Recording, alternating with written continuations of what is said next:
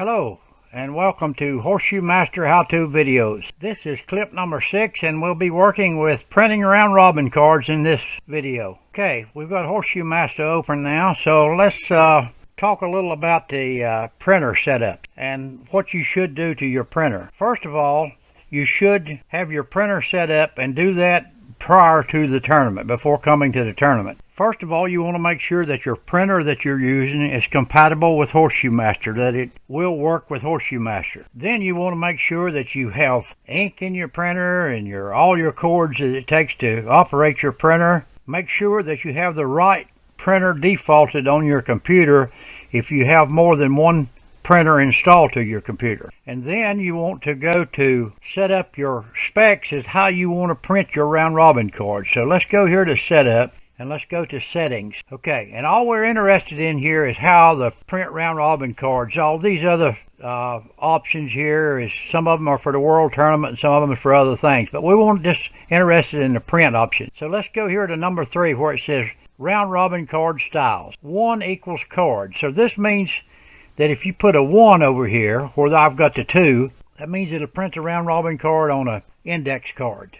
2 equals folded card, which I've already put a 2 in here. That means it'll print on a sheet of paper that's got the round robin card on the top half and your name on the bottom half in big bold letters. We'll go down here to the next one, 4. It says print back only for standard round robin cards. So I've got a Y in there for yes. I just want to print the back because I don't want to print the name on the card too unless you've got using scoreboards and you need a name tag, because if you print the name on there and it prints it in big bold letters, it takes a lot of ink. You're just wasting ink if you print your name on there in big bold letters and you're not using scoreboards and don't need a name tag. So okay, so now let's go back to tournaments. Let's go to play singles and let's go load our first class, which would be A class. Click load. Now we want to go down because we're ready to print round robin cards.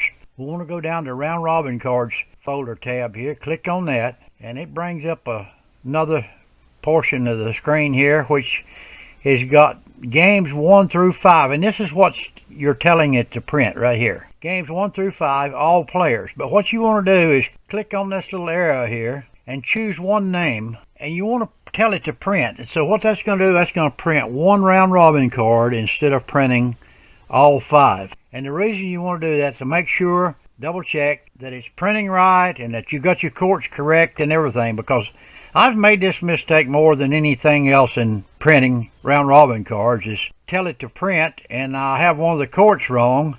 I have to go back and delete the pairings and redo print all the round robin cards again, and it's just wasting a lot of paper and ink and time too. So anyway, go back after you print the 1 and select all players again and tell it to print, and it'll print all of your round robin card. If you do have a court wrong here, if you printed the 1 card and you see you have a court wrong, what you have to do, you'll have to go up here to where it says delete pairings.